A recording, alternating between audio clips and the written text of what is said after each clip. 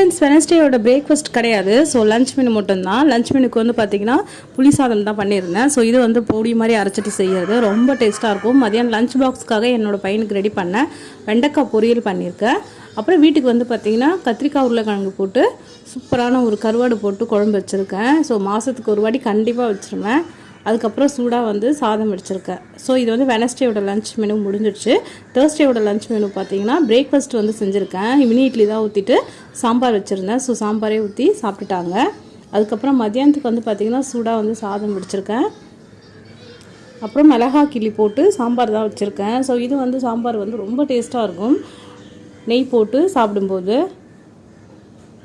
அதுக்கப்புறம் வந்து அவரைக்காய் கேரட் பொரியல் வந்து தேங்காய் போட்டு பொரியல் பண்ணியிருக்கேன். அப்புறம் வீட்டில் போட்ட வத்தல் இருந்தது. ஸோ அதையும் வந்து பொரித்து வச்சிட்டேன்.